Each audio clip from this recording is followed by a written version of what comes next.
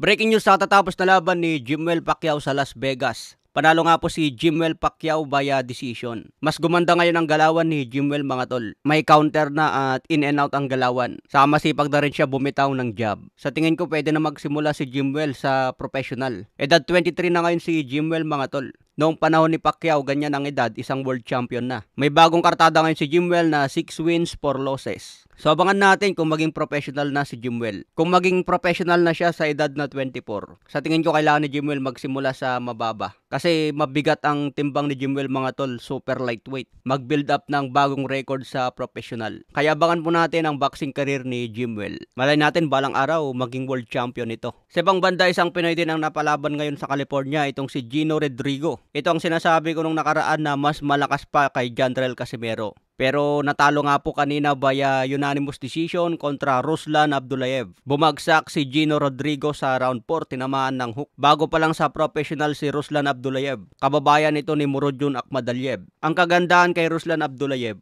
kahit bago sa professional, talagang batak sa amateur. Kaya yung galawan niya kanina mga tol, matindi. Hindi makatama si Gino Rodrigo. Yung galawan ni Gino Rodrigo kanina nagte-telegraph na. Kasi mabilis umatras itong si Ruslan Abdullayev. Kaya domina ang pagkatalo ni Gino Rodrigo. Abangan na lang natin mga tol, babalik pa ito ng mas malakas. Sa akin may bagong kartada na 13 wins, 11 KOs, may 5 talo na. Pero still mga tol, abangan pa rin natin si Gino Rodrigo dahil malupit din ang galawan. Sadyang magaling lang itong kalaban niya ngayon dahil batak sa amateur.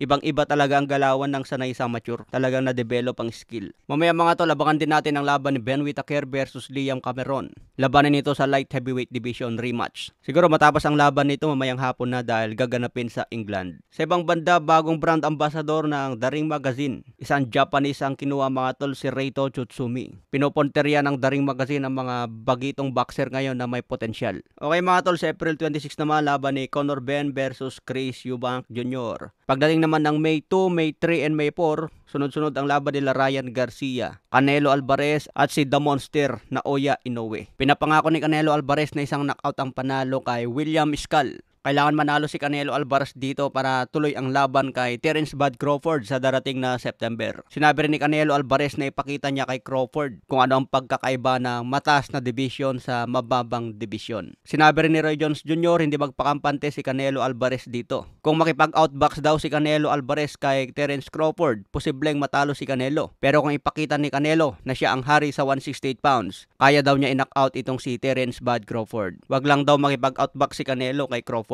Kailangan daw niya iparamdam ang lakas para maramdaman ni Terence Bud Crawford ang super middleweight champion.